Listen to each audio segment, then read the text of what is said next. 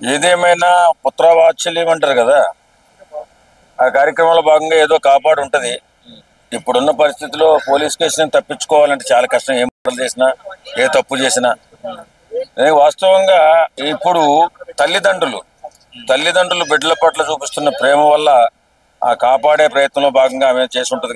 కానీ నిజంగా మాట్లాడాలంటే ఈ కేసులో ఈ కేసులో తల్లిదండ్రులు ఖచ్చితంగా శిక్షించాలి. ఇప్పుడు అదే ప్రేమ, కాపాడుకోవడానికి ఉన్న ప్రేమ కొడుకు చెడిపోతుంటే ఏమైంది? ఇప్పుడు తల్లిదండ్రులు బిడ్డల మానసిక స్థితి ఎలా ఉందో ముందుగా గుర్తించాలా, గమనించాలి.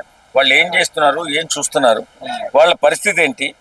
వాళ్ళు ఏదన్నా సైకోల్లాగా మాట్లాడుతూ చెప్పిన మాట వినకుండా ఇష్టానుసారం ప్రవర్తన చేస్తున్నప్పుడు మరి వాళ్ళని ఎవరికైనా చూపించి ఆ నీరసాన్ని మరి క్లియర్ చేసుకోవాల్సిన అవసరం ఎంతైనా ఉంది.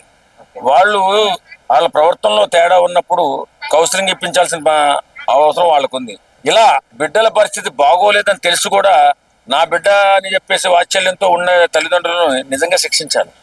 ఎందుకంటే అతను మానసిక పరిస్థితి బాగోలేనప్పుడు హాస్పిటల్ తీసుకెళ్లాలి కదా, కౌన్సిలింగ్ ఇప్పించాలి కదా. మరి ఇవేమి చేయకుండా ఒక పాపని జీవి తీసేంత వరకు వీళ్ళు ఆగారంటే దీనిలో తల్లిదండ్రుల పాత్ర కూడా ఉన్నట్టే అని చెప్పి మనం భావించాల్సి వస్తుంది. 10th క్లాస్ అంటే దాదాపు ఒక 15 సంవత్సరాలు ఉంటుంది. అంత క్రూరంగా మెడలో కత్తులతో పొడిచి, కడుపులో పొడిచి, అంటే ఏంటి ఇంత క్రూయాలిటీ? అంటే ఒక మూవీస్ ద్వారా వస్తుందంటారా, లేదంటే తిరిగే స్నేహితుల ద్వారా అంటారా? నిజంగా ఇప్పుడున్నటువంటి యూట్యూబ్లు కానీ, సోషల్ మీడియాలో కానీ ఈ మటన్లు కానీ వీటి గురించి క్లియర్గా ఎలా చేస్తే ఎలా తప్పించుకోవచ్చు అని కూడా చెప్తున్నారు వీళ్ళు. ఇలాగా చూస్తున్న యువత పెడదారిన పడే అవకాశం ఉంది, లేదని కాదు. ఏదేమైనా బిడ్డల పరిస్థితిని గమనించినటువంటి తల్లిదండ్రులు వారికి చికిత్స చేయించకుండా సమాజంలో వదిలేసి ఇష్టానురీతిగా మనుషుల్ని చంపుతుంటే మళ్ళీ కాపాడాలని ప్రయత్నం చేస్తున్నారు చూడు, ఇది మాత్రం చాలా ఘోరం. నిజంగా ఈ తల్లిదండ్రులు అయితే నా దృష్టిలో ఖచ్చితంగా నేరస్తులే.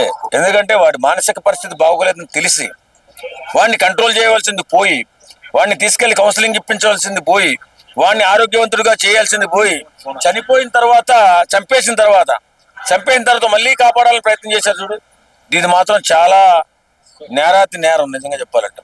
కాబట్టి తల్లిదండ్రులకు బాధ్యత కూడా వహించాలి. సరే.